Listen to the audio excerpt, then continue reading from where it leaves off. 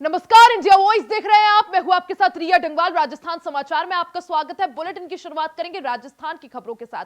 Rising Rajasthan global investors summit 2024 को लेकर गए इन्वेस्टर्स मीट के लिए मुख्यमंत्री भजन लाल शर्मा दक्षिण कोरिया और जापान की दौरे पर रवाना हो गए हैं। वहां सीएम वैश्विक कंपनियों को राज्य में निवेश के लिए आमंत्रित करेंगे। राजस्थान के मुख्यमंत्री भजन लाल शर्मा 9 से 11 दिसंबर तक जयपुर में होने वाले आगामी राइजिंग राजस्थान वैश्विक निवेश शिखर सम्मेलन 2024 की तैयारी के तहत दक्षिण कोरिया और जापान की अपनी 6 दिवसीय यात्रा पर रवाना हो गए हैं। सीएम भजनलाल शर्मा जापान की राजधानी में नीमराना दिवस समारोह में भी भाग लेंगे। सीएम के नेतृत्व में प्रतिनिधिमंडल दोनों देशों के व्यापारिक नेताओं से मुलाकात करेगा और उन्हें राजस्थान के विभिन्न क्षेत्रों में निवेश करने के लिए आमंत्रित करेगा। अलवर जिले के औद्योगिक क्षेत्र में निमराना का एक जापानी जोन है जिसमें कई जापानी कंपनियां काम करती हैं। दक्षिण कोरिया और जापान की अपनी यात्रा के दौरान सीएम भजन लाल शर्मा बुनियादी ढांचे, इस्पात, ऑटोमोटिव और नवीनीकरण ऊर्जा, इलेक्ट्रॉनिक्स, भारी उद्योग और शिक्षा क्षेत्र की कई कंपनियों के अधिकारियों से भी मिलेंगे और उन्हें राजस्थान में निवेश करने के लिए आमंत्रित करेंगे।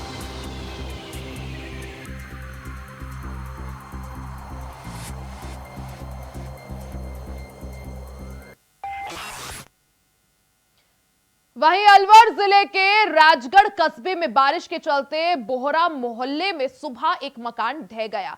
इस घटना में घर में सो रही लड़की घायल हो गई। घायल बच्ची के पिता ने बताया कि हमारे घर के पीछे का मकान जर्जर था। लगातार बारिश के चलते ये अंदेशा था कि ये मकान गिर सकता है। इसी को देखते हुए कई बार मकान मालिक को अवगत भी कराया गया था। रविवार सुबह 4 बजे ये मकान ढह गया।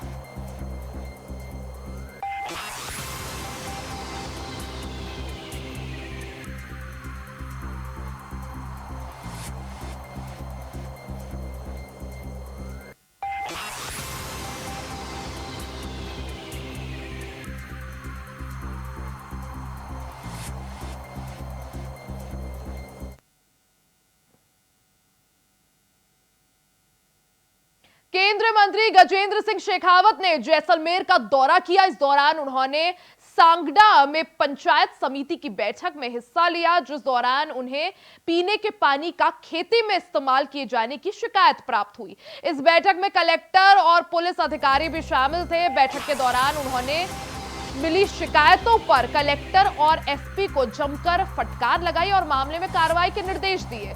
उन्हें साथ ही आगाह भी किया कि अगर कार्रवाई नहीं हुई तो फिर से उनके खिलाफ सरकार में शिकायत की जाएगी।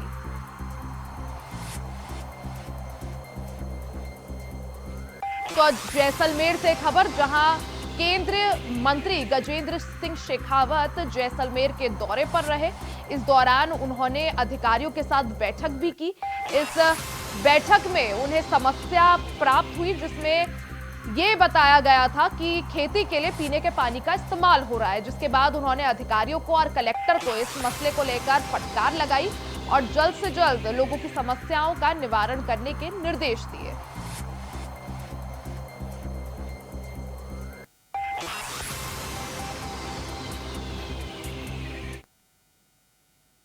राजस्थान में प्रतियोगी परीक्षाओं में डमी कैंडिडेट पर शिकंजा कसने के लिए राजस्थान लोक सेवा आयोग ने नया प्लान तैयार कर लिया है। इसके तहत एग्जाम के लिए होने वाले वन टाइम रजिस्ट्रेशन प्रक्रिया में बड़ा बदलाव किया गया है।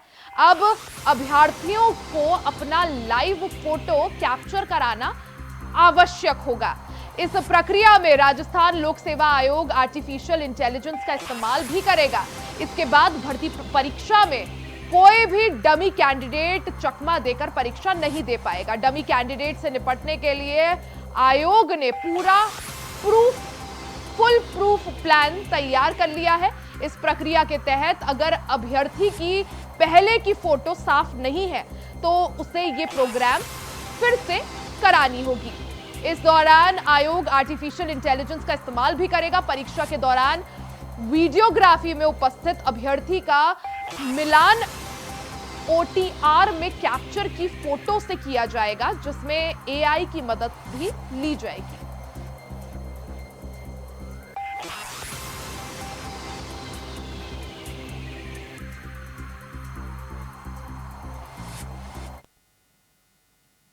राजस्थान में विवाहित जोड़ों और लिव इन रिलेशनशिप में रह रहे जोड़ों की समीक्षा के लिए मानक संचालन प्रक्रिया निर्धारित की गई है।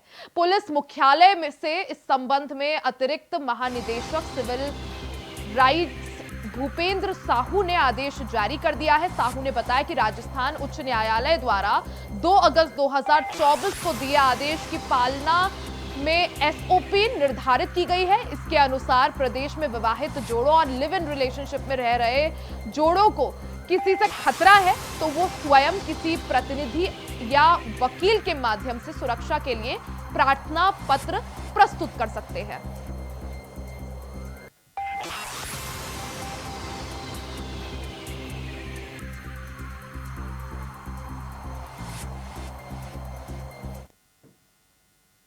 खबरों में आगे बढ़ते हैं। बात राजस्थान के प्रसिद्ध सांवलिया सेठ मंदिर की कर लेते हैं। सांवलिया सेठ मंदिर के भंडार कक्ष से एक बार फिर करोड़ों रुपए का खजाना निकला है। हर महीने होने वाली भंडार कक्ष के चढ़ावे की गिनती में इस बार 19 करोड़ रुपए से ज्यादा की राशि मिली है।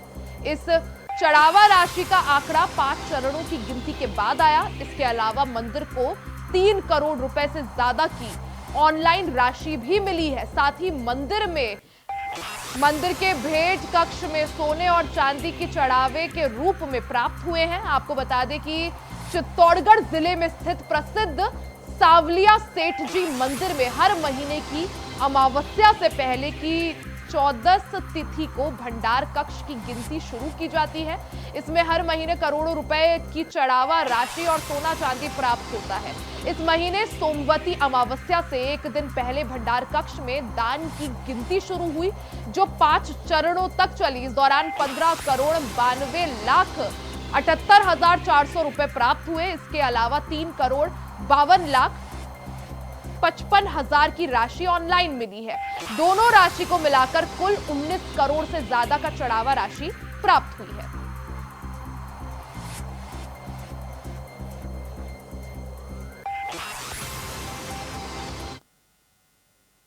धौलपुर में पार्वती नदी में 5 बच्चियों के बहने की खबर सामने आई है। सभी बच्चियां नदी में नहाने के लिए गई थी। इस दौरान नदी के तेज बहाव में वो बह गई।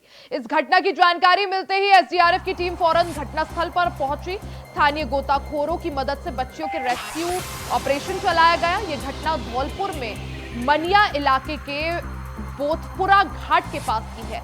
सभी बच्चियां बोथपुरा गांव की रहने वाली हैं। ये सभी बच्चियां ऋषि पंचमी के मौके पर पार्वती नदी में स्नान के लिए पहुंची थी। इसी दौरान वो नदी में बह गई। बच्चियों के बारे में अभी तक कुछ पता नहीं चल पा रहा है। बता दें कि बारिश के चलते पार्वती नदी उफान पर है और उसका जो बहाव है वो काफी ज्यादा तेज है।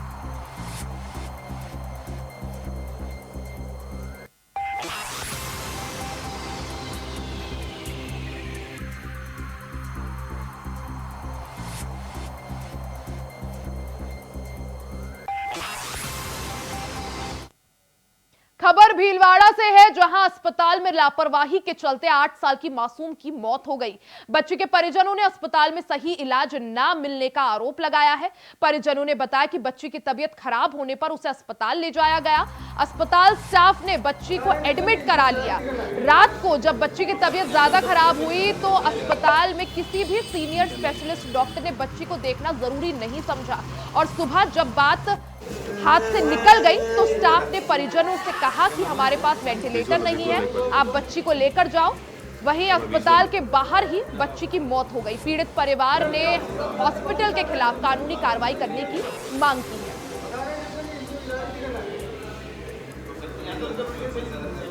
हाँ, कोई ना आया डॉक्टर लोग। जब बाने ले जाओ तो मैं किसान ले जाऊँ बाने या देख लो।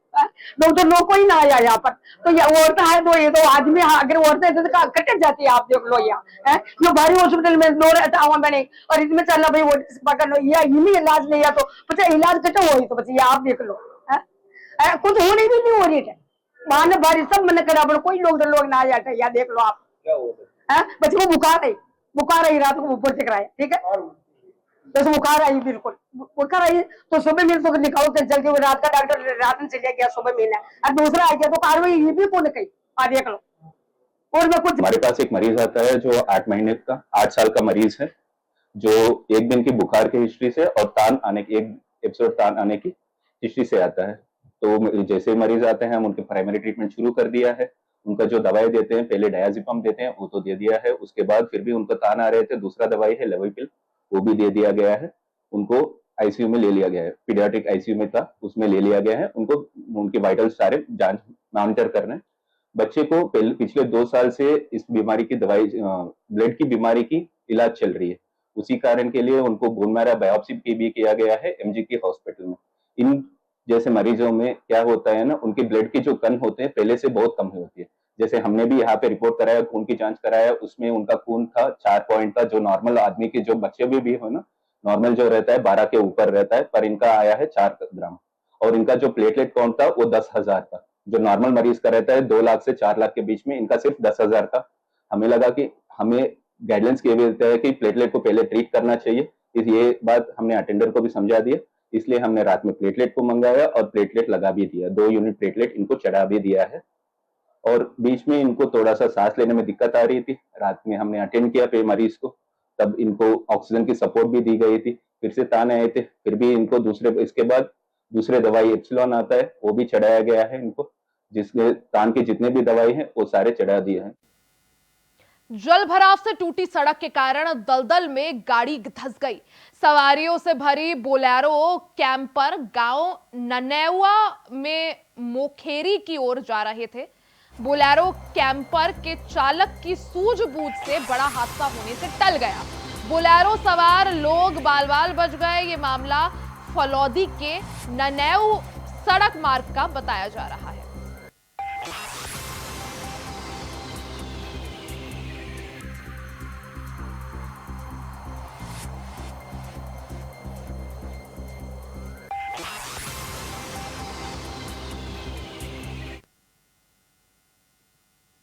उदयपुर में बिरसा मुंडा जनजातीय गौरव कार्यशाला का आगाज हो गया। ये कार्यशाला सुखाड़िया विश्वविद्यालय के विवेकानंद भवन में आयोजित हुई थी। इस दौरान बीजेपी प्रदेश अध्यक्ष मदन राठौर कार्यशाला में उन्होंने शिरकत की और बीजेपी दक्षिण राजस्थान में ये कार्यशाला का आयोजन कर जनजातीय लोगों को अपने साथ जोड़ना चाह रही है।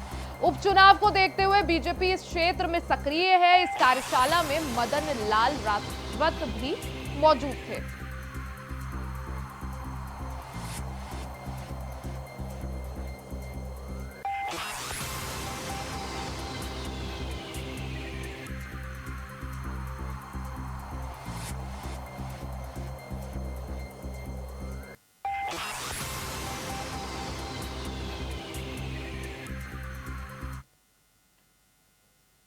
मसूदा थाना पुलिस को बड़ी सफलता हाथ लगी है। पुलिस ने अंतरराज्यीय चोर गिरोह का पर्दाफाश किया है। मसूदा सहायक पुलिस अधीक्षक सज्जन सिंह ने थाने में आज प्रेस कॉन्फ्रेंस करके अंतरराज्यीय चोर गिरोह का पर्दाफाश करते हुए बताया कि लगभग 1 महीने पहले महेंद्र गुज्जर के साथ बंदूक की नोक रखकर लूट की वारदात को अंजाम दिया गया था, जिसको लेकर मसूदा थाने से एक टीम गठित की गई, जिसके बाद लगभग 200 सीसीटीवी कैमरे खंगाले गए। उसके साथ ही 3 राज्यों की पुलिस के सहयोग से एक व्यक्ति को गिरफ्तार कर लिया। साथ ही 2 का नामजद रिपोर्ट दर्ज की गई, जिसके बाद उनकी गिरफ्तारी बाकी है। बताया जा रहा है कि इन तीनों बदमाशों का अंतर्राज्यीय चोर गिरोह से संबंध है।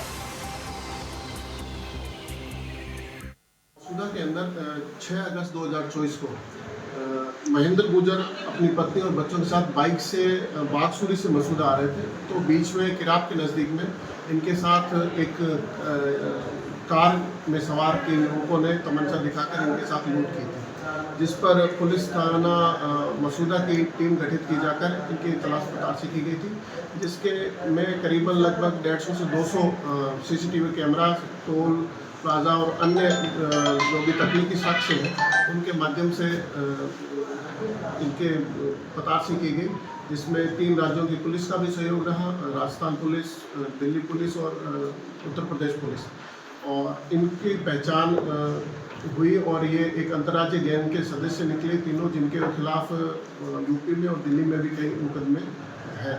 उनमें से एक व्यक्ति को हमने कल दिल्ली से, गाजियाबाद से इनको लेके आए हैं, और अन्य जो है उनका नामजद हो चुके हैं और उनकी अभी गिरफ्तारी शेष।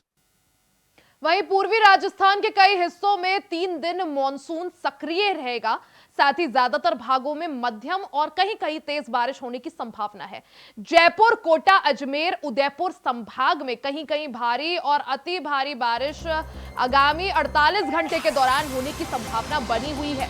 वहीं जयपुर मौसम केंद्र ने अगले 3 दिनों के लिए अलवर, भरतपुर, दौसा, सवाई माधोपुर और कोटा में भारी बारिश का ऑरेंज अलर्ट जारी किया है। प्रदेश में 10 सितंबर तक मॉनसून पूरी तरह सक्रिय रहने वाला है। पूर्वी राजस्थान में 10 सितंबर के बाद और पश्चिमी राजस्थान में 9 सितंबर के बाद मॉनसून की गतिविधियों में कमी आ सकती है।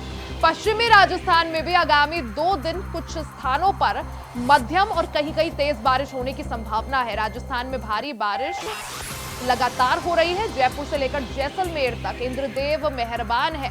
भारी बारिश के कारण जयपुर, बूंदी, अजमेर और राजसमंद समेत कई इलाकों में अफरा तफरी मची हुई है। गुलाबी नगरी जयपुर में भी शनिवार सुबह से शुरू हुई बारिश ने जनजीवन पूरी तरह से अस्त व्यस्त कर दिया है।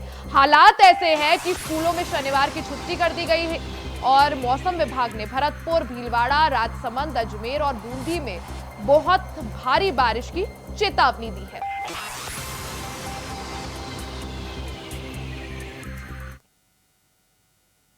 खबर कोटा से है, जहां कोटा के संगोट तहसील के मोइकाला बारापाटी वन क्षेत्र की तलहटी में स्थित गहरी खदानें और एनीकट पर्याप्त बारिश होने से लबालब भर चुके हैं। मोइकला में स्थित मनोहर सागर तालाब, रामबाग तालाब और एनीकट चारों खदानें बारिश के पानी से भर चुकी है। वहीं वन क्षेत्र की तलाई पूरी तरह भरने से वन विभाग के अधिकारी भी वन्य जीवों के पीने के पानी को लेकर खुश नजर आ रहे हैं। क्षेत्रीय वन अधिकारी का कहना है कि इस वर्ष पर्याप्त बारिश होने से वन्य जीवों के सामने आने वाले समय में पानी की समस्या नहीं होगी। सभी जल स्रोत लबालब भरने से किसान भी काफी खुश नजर आ रहे हैं।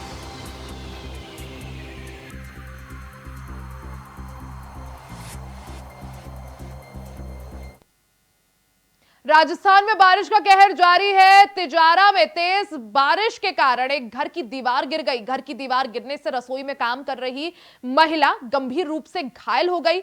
हादसे के बाद महिला को तिजारा अस्पताल में भर्ती कराया गया, जहां से डॉक्टरों ने महिला की गंभीर स्थिति को देखते हुए अलवर रेफर कर दिया। वहीं डीएसपी ने टीम के साथ घटनास्थल का जायजा भी लिया।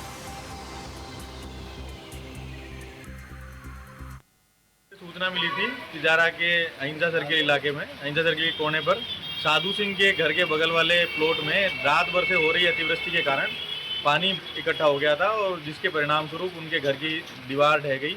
एक मकान और एक रसोई वो भी नीचे ढह गया। उसी के अंदर काम कर रही उनकी पुत्रवधू जो थी वो चोटिल हुई है, उसके हाथ में फ्रैक्चर है, कमर में भी लगी है, जिसको बाद तिजारा में प्राथमिक उपचार करने के अलवर रेफर कर दिया गया। अभी वो अलवर उपचाराधीन है। राजस्थान के गृह राज्य मंत्री जवाहर सिंह बेडम बयाना पहुंचे, जहां पूर्व सांसद रंजीता कोली के निवास पर उन्होंने पार्टी कार्यकर्ताओं से मुलाकात की। इस दौरान उन्होंने पार्टी के पदाधिकारी और कार्यकर्ताओं से बीजेपी के सदस्यता अभियान की जानकारी ली और सभी कार्यकर्ताओं को ज्यादा से ज्यादा लोगों को बीजेपी का सदस्य बनाने के काम में जुटने को कहा। गृह राज्य मंत्री जवाहर सिंह बेडम ने बयाना के सरकारी डाक बंगले पर भी पार्टी कार्यकर्ताओं और बाकी के लोगों से मुलाकात की है।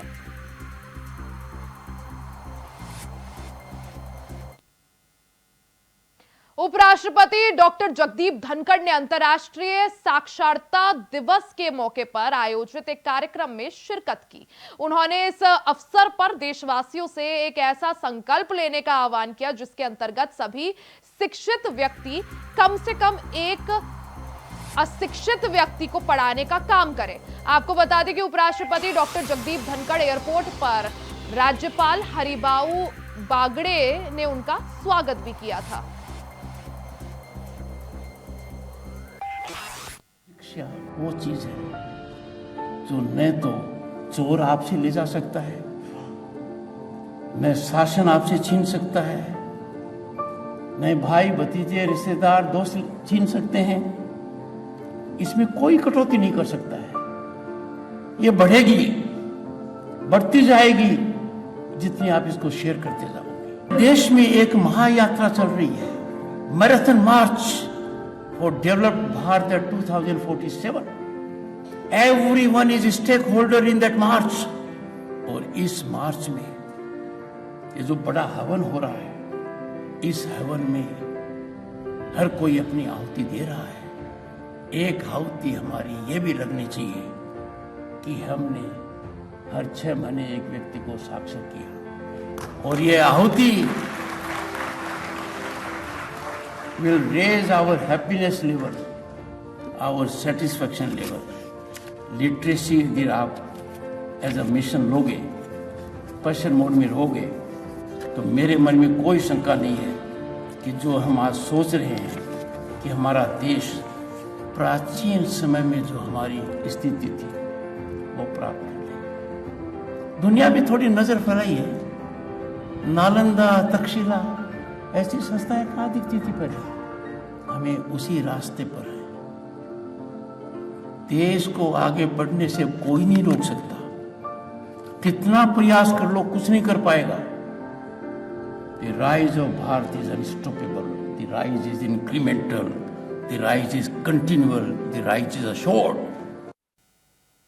भरतपुर जिले का सबसे बड़ा बारेठा बांध ओवरफ्लो होने के बाद बांध के गेटों को खोलकर ये ओवरफ्लो पानी कुंकद नदी में छोड़ा जा रहा है। ये ओवरफ्लो पानी अब कई गांवों में घुसकर गांव में भी तबाही मचाने लगा है।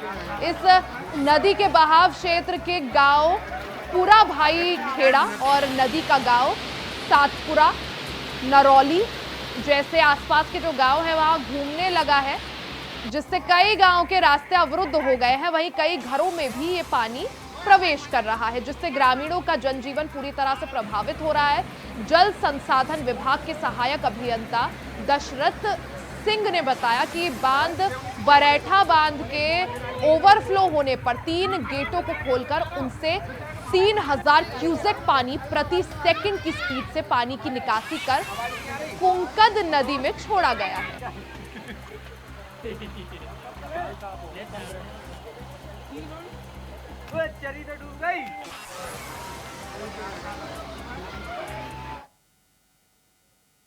राजस्थान समाचार में फिलहाल के लिए सिर्फ इतना ही। खबरों का सिलसिला जारी रहेगा, बने रहे हमारे साथ। नमस्कार।